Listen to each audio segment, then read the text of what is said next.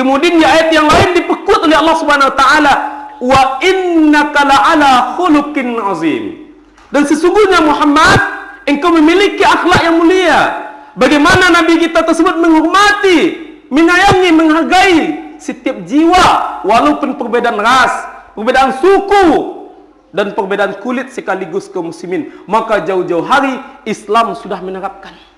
Maka konsep ala barat tersebut yakninya berpusat kepada manusia, karena manusia sudah terjajah dan dia menginginkan kemerdekaan, maka muncullah kebebasan tersebut. Sedangkan konsep pada Islam adalah berpusat kepada Allah Subhanahu wa taala.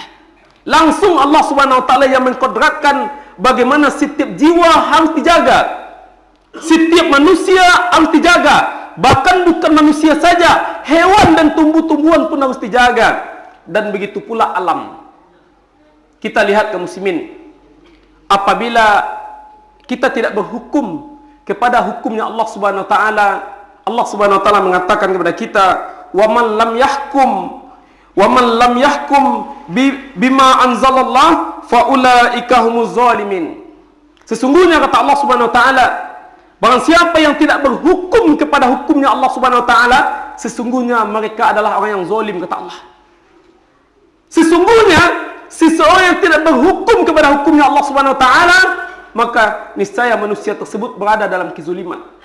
Kita lihat bagaimana Allah Subhanahu wa taala mengkodratkan kita sebagai khalifah, sebagai pemimpin, sebagai penjaga amanah dan juga penjaga hak-hak manusia. Bahkan dalam agama kita sendiri pun mengatakan hewan yang kita pelihara, yang apabila kita pelihara dan apabila kita tidak mengelokkan haknya, tidak memberikan haknya, maka jangan harap surga bagi kita kaum muslimin. Begitu Islam nikahkan.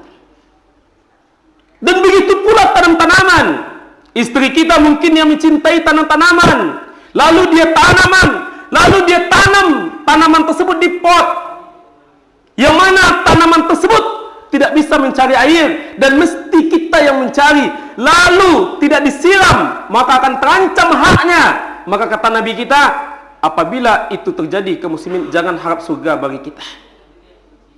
Coba kita bayangkan, hewan, tumbuh-tumbuhan begitu diperhatikan oleh agama Islam, bagaimana haknya, bagaimana kebebasannya, bagaimana kebahagiaannya, dan begitu pula alam. Alam ini kaum muslimin, haknya yakninya dijaga, haknya adalah dilestarikan, haknya adalah dirawat,